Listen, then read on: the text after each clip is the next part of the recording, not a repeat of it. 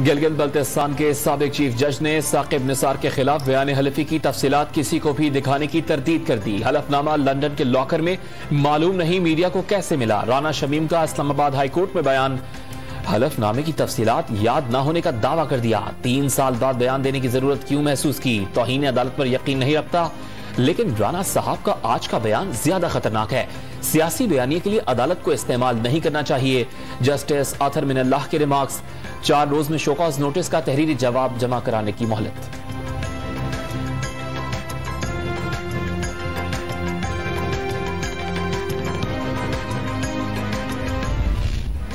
लगता है राना शमीम का बयान हलफी नवाज शरीफ के जरिए अखबार तक पहुंचा। साबिक चीफ जज ने बयान की तरदीद कर दी। अदलिया के खिलाफ मुहिम चल रही है। उम्मीद है कि अदालत कार्रवाई करेगी। वजीर इत्तलात और नशरियात की काबीना इजलास के बाद ब्रीफिंग, आइंदा इंतखाबात EVM से नहीं कराए तो हुकूमत फंड्स जारी नहीं कर सकेगी। फवाद चौधरी का 2 टोक मौक़िफ। लाहौर में वोटों की खरीदारी पर तशवीश का इजहार।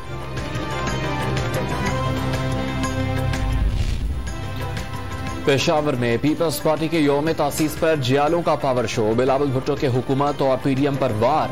बेनजीर और जरदारी को सजाएं दिलवाने के लिए भी ऑडियो कॉल्स की गई। फैसले दबाव के बगैर होने चाहिए। जियाले चेयरमैन का तंज। ऑपोजिशन इत्तेहाद को जलसे की नाकामी का भी ताना।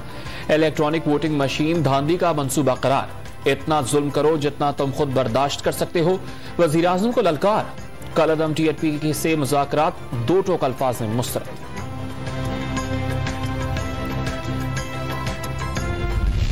नवाज साहबा ने कोई कानून तोड़ा है तो कार्रवाई करें ना। आप में हिम्मत तो कार्रवाई करें। लेकिन जो आदमी आईन तोड़ रहा है, जो आदमी मुल्क के अदल के निजाम को तोड़ रहा है और खुद चीफ जस्टिस है, उसका कोई बात करने को तैयार नहीं है।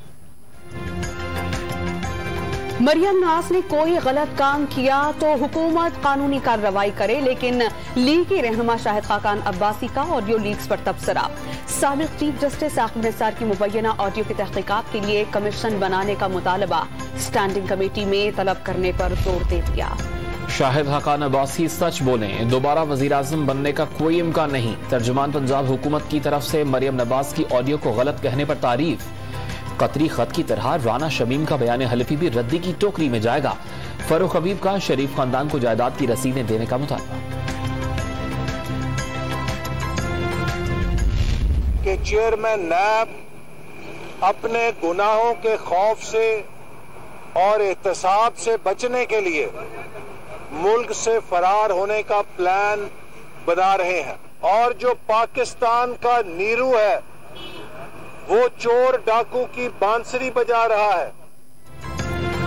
साकिब निसार की मुबैना ऑडियो मरियम नवाज की ऑडियो से ज्यादा संगीन मामला। चेयरमैन नैब फरार का मंसूबा बना रहे हैं। नाम एग्जिट कंट्रोल लिस्ट में डाला जाए। अहसन इकबाल ने बड़ा दावा कर दिया। सियासतदानों को अदालतों में घसीटने का इल्जाम। वफाकी वज़रा को 3 माह तक बैरून मुल्क जाने से रोक दिया गया। हुकूमत को मुख्तलिफ चैलेंजेस का सामना है। कोई वजीर बगैर इजाजत बैरून मुल्क दौरा नहीं करेगा।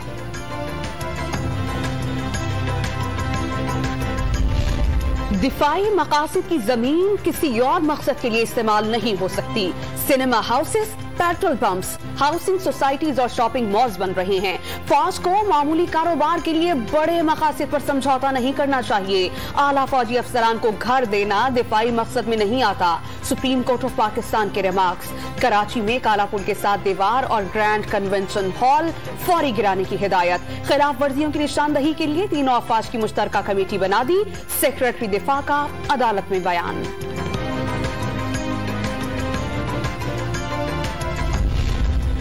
सुप्रीम कोर्ट ने थरकोल में एक ऑपरेशन करप्शन केस तहकीकात के लिए नैब को भिजवा दिया। सरकारी फंड्स में खुर्द-बुर्द के जिम्मेदारान के खिलाफ कार्रवाई का हुक्म।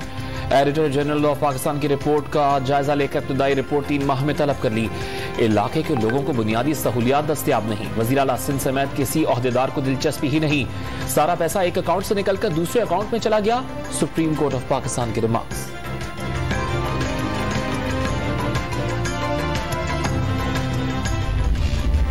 मुल्क भर में कोरोना से मजीद 10 अफराद जान बहक। 24 घंटे के दौरान 475 नए मरीज सामने आ गए। टेस्ट पॉजिटिव आने की शरह में इजाफा 1% से तजावुज कर गई।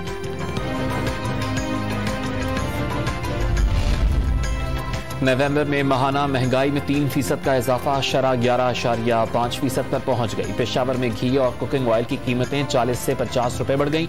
गरीबों की हुकूमत को दुहाइयां। घी लेने आया हूँ तो वो 1500 रुपए का जो है डब्बा जो था अभी वो 1600-1700 रुपए पे चला गया, तो वो कोई रिलीफ नहीं है आवाम के लिए। आटा भी नहीं पूरा होता है, घी भी पूरा नहीं होता है, सब्जियाँ सारे हर चीज़ महंगे हो गए। माली साल के 5 माह में टैक्स वसूलियां हदफ से 36.5% जायद। जुलाई था नवंबर 2314 अरब की वसूलियां। कौमी खजाने में 298 अरब रुपए इजाफी जमा हो गए। FBR ने हौसला अफजा अदाद-ओ-शुमार जारी कर दिए।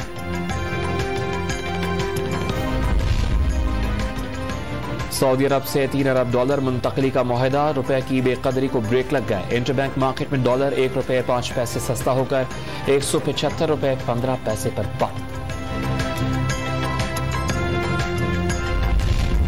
विफाकी दारुल हुकूमत में मुजाहरे ही मुजाहरे। FBR के खिलाफ अंजुमन ताजरान की वजीर आजम हाउस के सामने एहतजाज की कोशिश। शुरका की तादाद कम होने के बाद मुजाहिरीन सेरीना चौक से लौट गए। विफाकी तालीमी इदारे म्यूनिसिपल कॉरपोरेशन के तहत खिलाफ उस्ताज़ा और मुलाजमीन सड़कों पर आ गए। तदरीसी और गैर तदरीसी अमले की हड़ताल। तनख्वाहों में इजाफे के लिए विफाकी सरकारी मुलाजमीन ने पाक सेक्रेटेरिएट के सामने मैदान लगा लिया।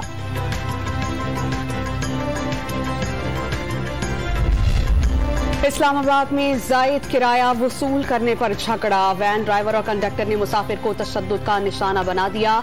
ट्रैफिक पुलिस एहलकार खामोश तमाशाई बने रहे। सिंध भर में तनख्वाहों के लिए बल्दियाती मुलाजमीन की दूसरे रोज भी हड़ताल। कराची के मुख्तलिफ इलाकों में कचरे के अंबार लगना शुरू हो गए।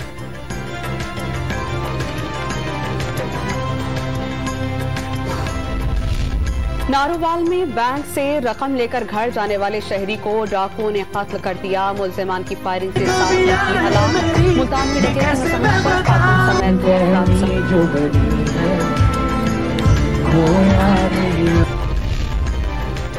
शेखपुरा में मोटरवे पर धुंध के बायस कई गाड़ियां आपस में टकरा गईं। 16 अफराद जख्मी। वज़ीर आला पंजाब ने लाहौर में पहले अदबी म्यूजियम, अदबी बैठक और चाय खाना का इफ्तिताह कर दिया। लाइब्रेरी ब्लॉक के मंसूबे की तामीर भी शुरू। उर्दू जुबान का पहला रीडर 10,000 किताबों पर मुश्तमिल होगा। शायरों और अदीबों की माली मुआवनत और रियायती नरखों पर किताबें फराहम करने का ऐलान।